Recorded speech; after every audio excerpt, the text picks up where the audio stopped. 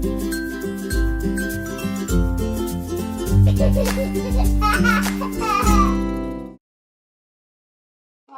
Carrie. I'm the founder and director of Family Surrogacy. And I also have here some of my staff. Ilana is our intended parent coordinator. Courtney is one of our intake coordinators. Erin, and then Angela is one of our surrogate coordinators. Angela, Erin, Courtney, and I have all been surrogates ourselves, as have two of our other staff members. So we are an agency made from surrogates, and my wife and I had a little girl with the help of a sperm donor. So I decided I wanted to help another family and became a surrogate for a lesbian couple. And now we have an agency that caters to mostly gay men wanting to have babies. We do have all types of families. That's why we're called All Families. So I'm just going to go through a brief introduction of our agency. It's going to be in English, but the handouts are all in Hebrew, if that assists. And then we'll take some questions. And Ilana's fluent Hebrew speaker, if anyone needs that for question and answer, we can do that. So we are based in Portland, Oregon, United States. We work with clinics all over the United States, but mostly right now we do a lot of business with organ reproductive medicine. That's about 90% of our clientele right now. But we do work with agencies and clinics all over the country. So like I said, our primary clientele do happen to be gay and lesbian parents. About 98% of our clients currently are gay or lesbians. We don't need to know a whole bunch about all of us individually, but this is a brief overview of our team. So there's me, and this is some pictures from my journey as a surrogate. The moms that I cared for and their little boy. He's 2.5 now, but that's the bottom picture is my wife and I and the moms after giving birth. And then we have Angela, who I mentioned, who's our surrogate coordinator and case manager. She's delivered twins twice, once for dads in France and once for dads in Israel. And there's some pictures of her journeys. There's a lot of pictures, so it's loading. They'll come up. So yeah, so she just delivered actually in November, sorry. End of November for another family. Here we go. So here's some of those photos. And then we have in our office a business manager who's dedicated to assisting you with all of your financial aspects of your journey. And then I guess the Wi-Fi is not so great. Here we go. A surrogate coordinator in office who's not here today, Tawny. She's also been a surrogate. We also have Erin, who I mentioned, who just delivered a little girl for Israeli dads in December. And then Courtney, who just delivered twins for Israeli dads in, it's been a year now. March. Yeah, they'll be a year old, or just turned a year old. We also have a marketing coordinator, and then some other team members that we've added since this was put together. So Whitney, who is also a surrogate, and she delivered twins for Israeli dads in October, I think it was, or November. So surrogacy, you kind of already know the two different types of surrogacy. There's traditional, where the surrogate donates the egg, and then there's gestational, where you're just carrying the baby. The embryo is created by you. We only do gestational surrogacy. So all of our surrogates are carrying embryos that were created by you in a fertility clinic.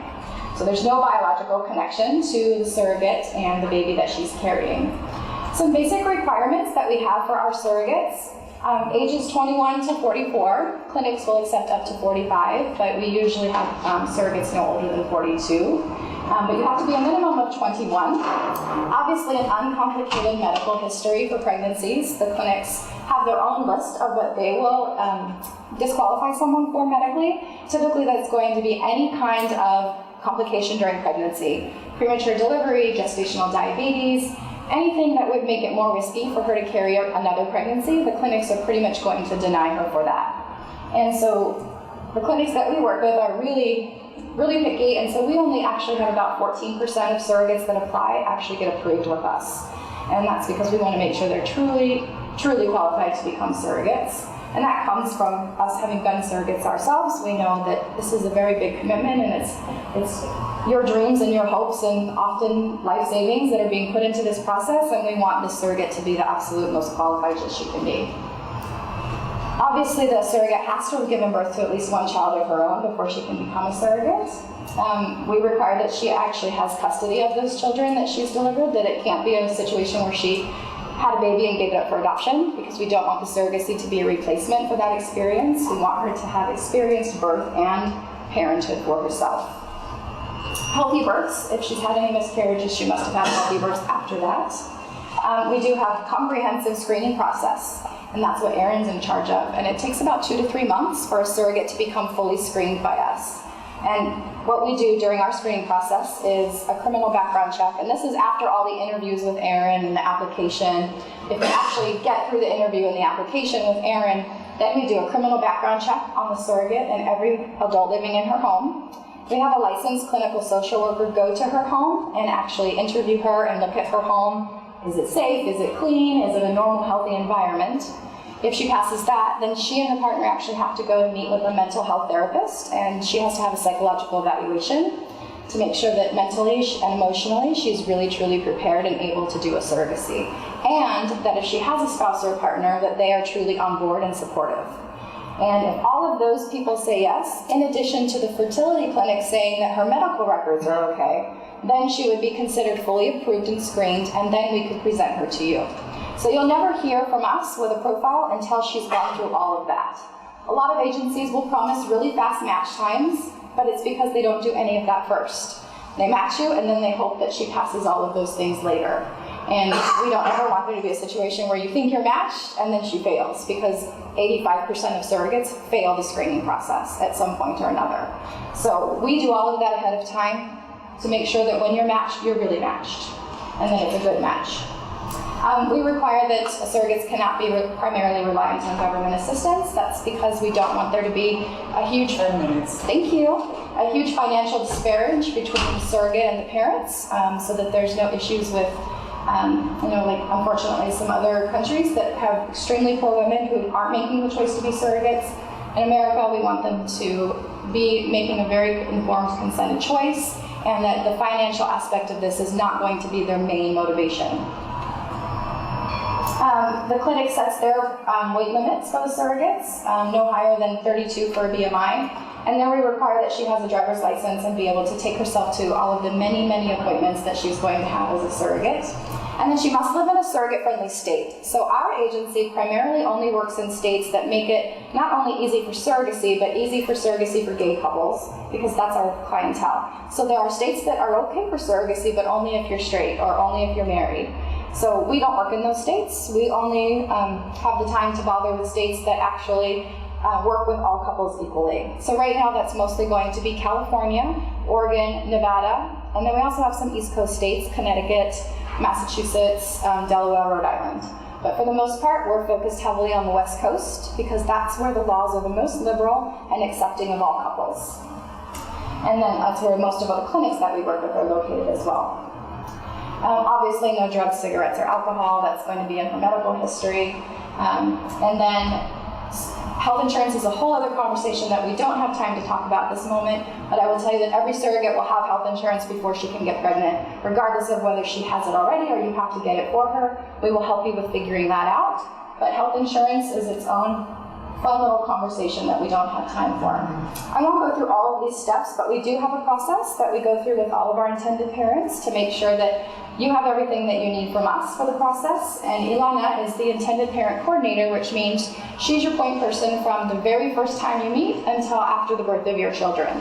So she will be the one that's always there to help you know where you're at, answer your questions, and be your dedicated point person. The surrogate will also have her own person in our office, her own coordinator, which will be Angela or Tawny. They each have their own team of surrogates that they're responsible for. So that means once a week, we're checking in with you, we're checking in with the surrogate. We're making sure that your questions are answered, that you have what you need. We're making sure the surrogate has what she needs and the support that she needs.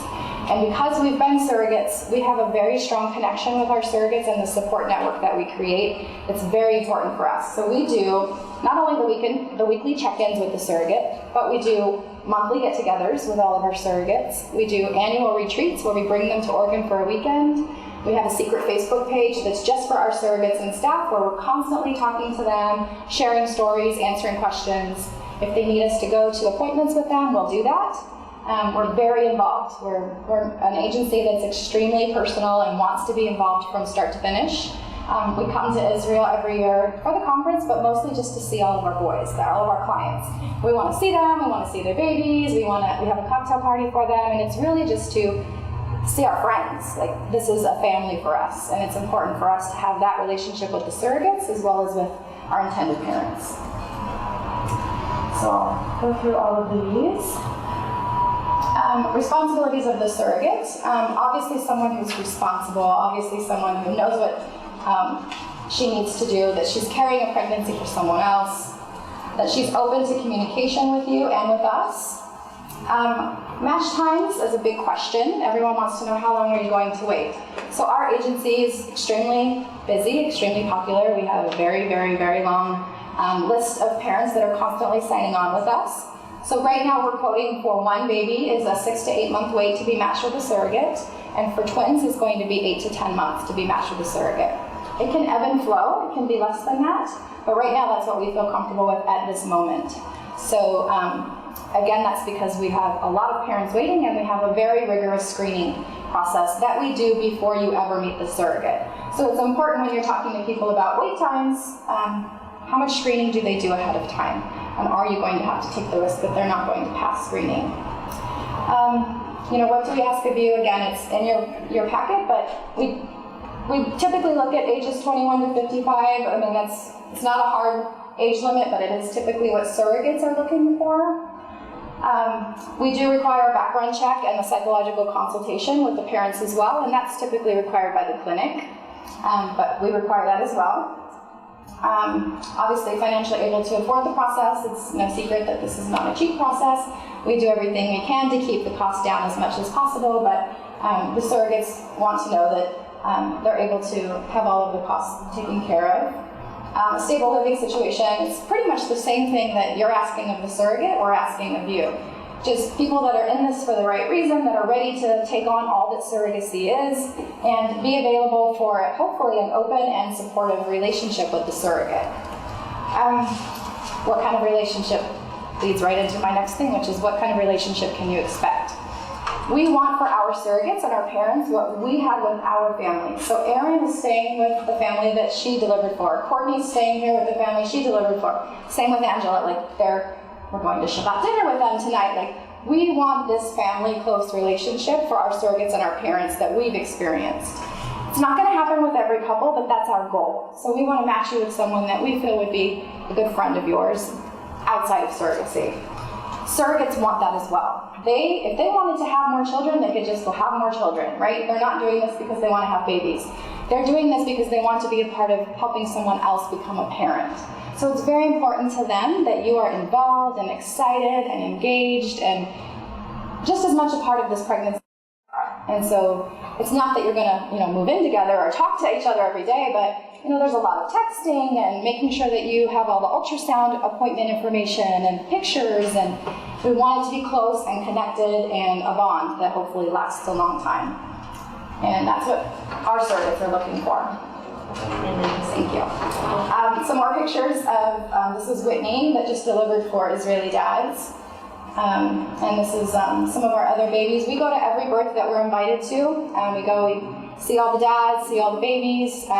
We had dads that couldn't make it from Germany on time for the birth, so we spent 3 nights in the hospital with their brand new twins and took shifts taking care of them for 3 days in the hospital.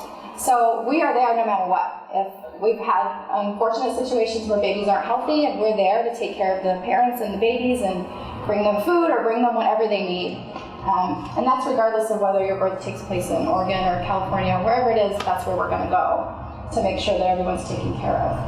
I'll let you kind of go over this since we don't have time, but I think you kind of got the gist that our agency is about love, and it's about family, and it's about bonding.